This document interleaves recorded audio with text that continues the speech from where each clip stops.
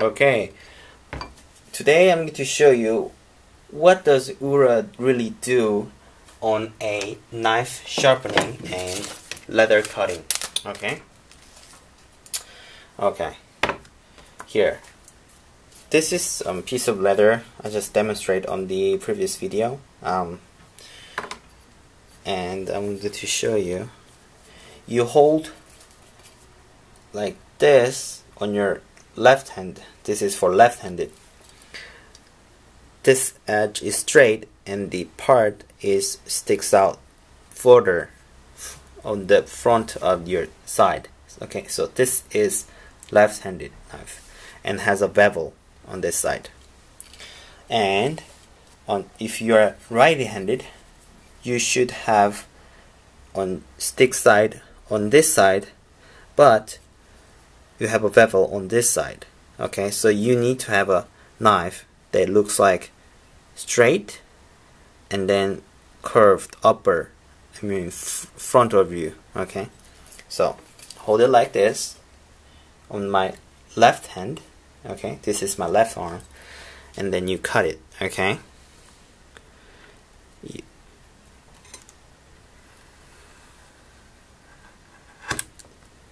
alright.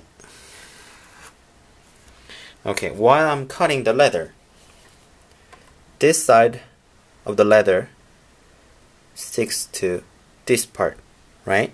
I just cut it like this, and then this part was sticking to this side. If you can see,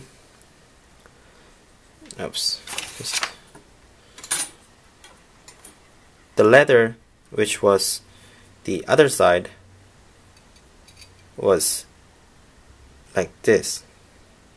Okay, I'll show you this. I'll just show you in this piece. With this piece, it had a gap between the leather and the knife, so there was less friction between the blade and the leather. Okay, this Ura makes a air pocket. When cutting the leather, there's less friction. There was only friction on this side, and there was a less friction on this side, so the knife cuts the leather easily. Okay, that's the one good point of the Ura-dashi when you cutting the object or whatever. Okay, now think this is a sharpening stone. Okay, and when I sharpen with a knife, Japanese knife, I go like this, right? And I go like this.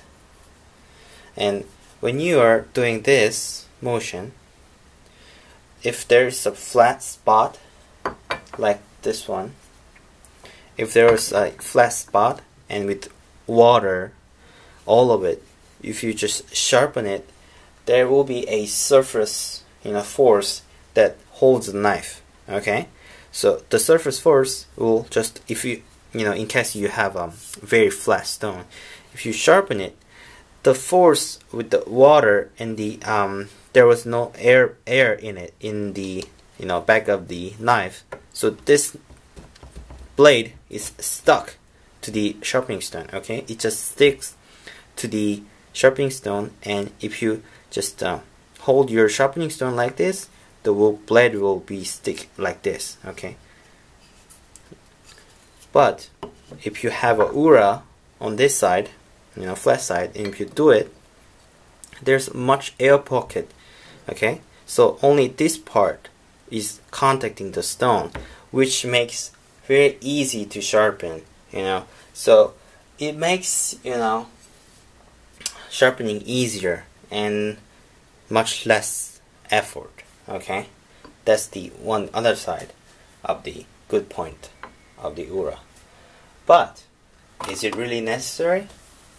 I would say no, in my opinion, because the Japanese people many years ago, I don't know exact date when it started, when they make it like this, they wanted to have a good knife, but they had a lack of steel in Japan, so they got these steels from sand, and then they had also lack of sharpening equipment. Okay, they didn't have a good sharpening stones back then. They had a natural stones. They had very little of equipment they can sharpen with. So they developed a ura so they can have a very good edge even though stone wasn't really perfectly flat. Now in modern days we have a tons of equipment, sharpening stones, ceramic stones, and glass stones, diamond stones, all the perfect stones and flat stones we have. You can just sharpen it with any surface. We have a lubricants, we have a Windex, we have oils, we have lots of fluids that just lubricates the steels between steels and the steels between the stones, so that we don't have to worry about the air pockets now. Now today we just sharpen it with no, without any of them trouble. I sharpen just this knife fine, as this knife is shallow Ura-dashi. I sharpen this knife as easy as this knife. Okay, so we really don't have to worry about making ura on your knife, or oh, my knife doesn't have a ura, I got a crappy one, so I want to buy another one. You don't have to do that. Okay, this one is just for looks and just a traditional feel that I have a very traditionally made Japanese knife. Okay, so you don't have to worry about ura anymore. Just the flat side is fine. Okay, now here is the important part of this video.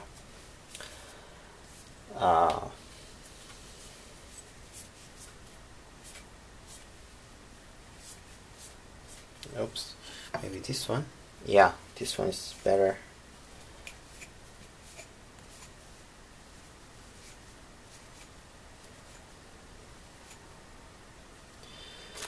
Traditional Japanese knife have a two steel, welded together. Okay, I'm not sure if you can see.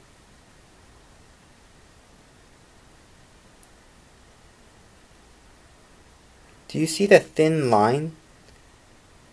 Okay. Oops. Oh wait, this side. Come on.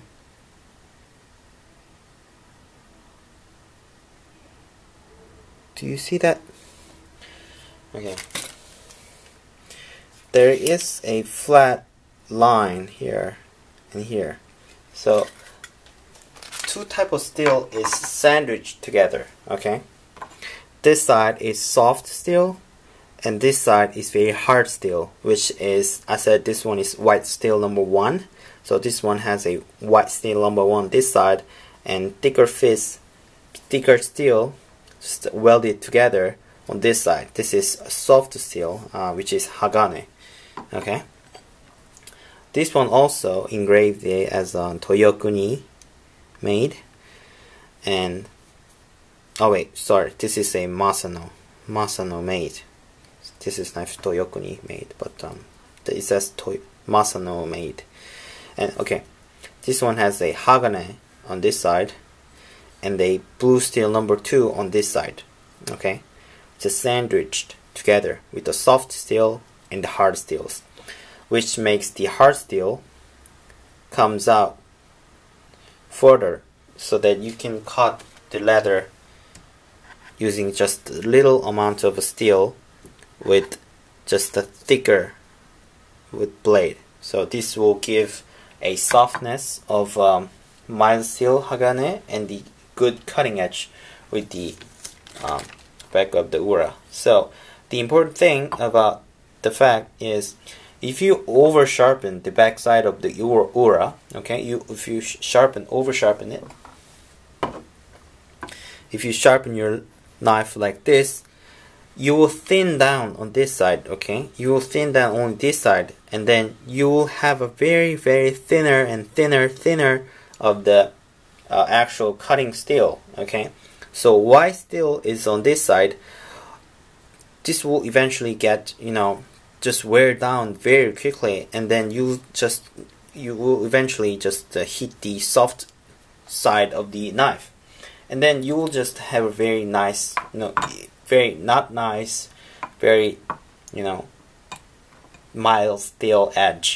Okay, so do not over sharpen your blade. Okay, don't sharpen your knife to 1000 to the 6000 every time you use or after use. Okay, if you sharpen your knife very sharp like this one or this one, you just need a touch up with a strop or a very high grade, high number of the steel.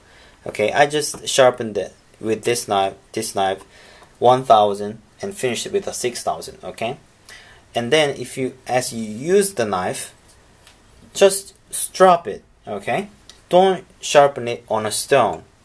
If the edges gets dull, like noticeably, you just resharpen it with 6000 stone only. Okay, so that you don't wear down the ura much. Okay, if you wears down the this ura side very thin, you will lose your cutting ability. Okay, and there is no way to fix that. Okay, you need to buy another knife, and you need to throw away the knife you just ruined. Okay, so do not over sharpen your ura. You just flatten once when you buy a new one, and then you just drop them, or just do it on the high number stones, like above the 6000.